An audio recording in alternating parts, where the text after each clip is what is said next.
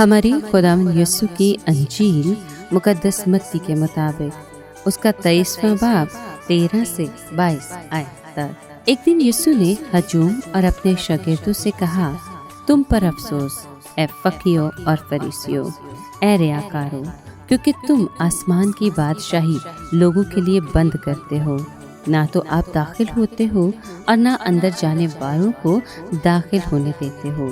تم پر افسوس اے فقیوں اور فریسیوں، اے ریاکاروں، کیونکہ تم ترہی اور خشکی کا دورہ کرتے ہو تاکہ کسی کو اپنا مرید بناؤ، اور جب وہ بن چکا تو اسے اپنے سے دگنا جہنم کا فرزند بناتے ہو۔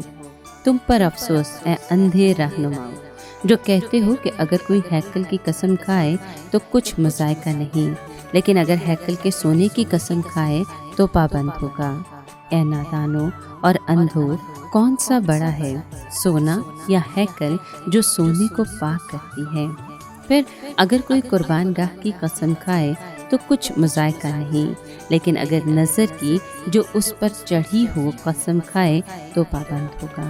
اے اندھو، کون سی بڑی ہے، نظر یا قربان گاہ جو نظر کو پاک کرتی ہے؟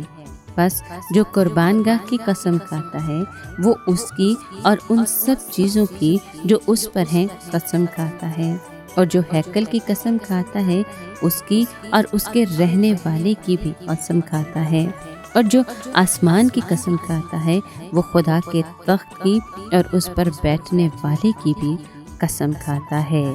پاک کلام کے پڑھے اور سنے جانے پر خدا ان کی برکت ہو، خدا کا شکر ہو۔ عزیز دوستو، آج کے کلام میں ہم سنتے ہیں کہ خداوند یسوع نے اپنے زمانے کے مذہبی ریاکاروں پر افسوس کیے۔ پہلا افسوس ان کے دوسروں کی راہ میں رکاوٹ ہونے پر ہے۔ وہ بادشاہی میں داخل ہونے سے خود بھی انکار کرتے ہیں اور دوسرے داخل ہونے والوں کو بھی زبردستی روکتے ہیں۔ دوسرا افسوس یہ کہ ان کے جوش اور جذبے کا رخ غلط طرف ہوتا ہے۔ وہ ایک کو مرید کرنے کے لیے بے حد کوششیں کرتے ہیں، مگر جب کامیاب ہوتے ہیں تو اپنے سے دگنا شریک بنا دیتے ہیں۔ اگلے افسوس میں خداوند ان کی غیر دیانتدارانہ دلیل بازی کی مذمت کرتا ہے۔ انہوں نے اپنی منتوں کو ٹالنے کے لیے دلائل کا ایک جھوٹا اور غلط نظام کھڑا کر رکھا تھا۔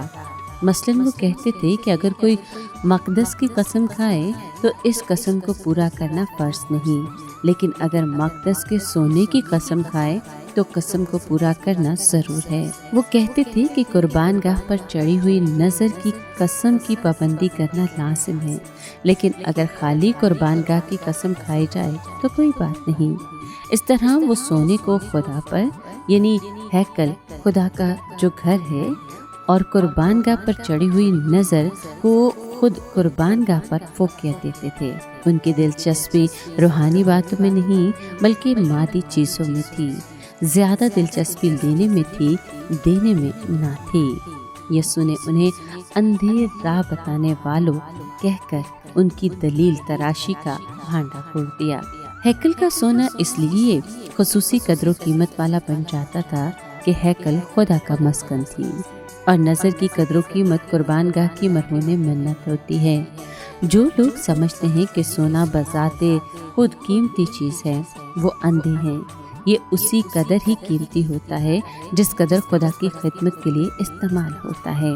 جو نذرانے نفسانی مقاصد کی خاطر چڑھائے جاتے ہیں بے وقت اور بے قدر ہوتے ہیں۔ جو خدا کو یا خداوند کے نام سے دیے جاتے ہیں وہ دائمی قدر و قیمت رکھتے ہیں۔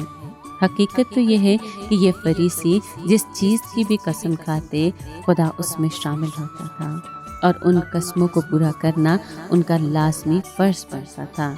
انسان بظاہر سچی دلیل بازی سے ان فرائض سے بچ نہیں سکتا۔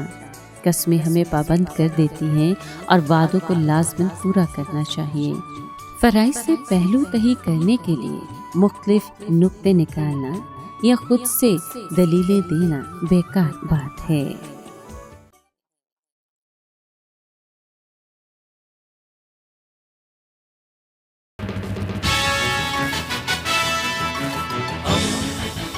دوستی کا پیمبر ریڈیو ویرنا اشیاء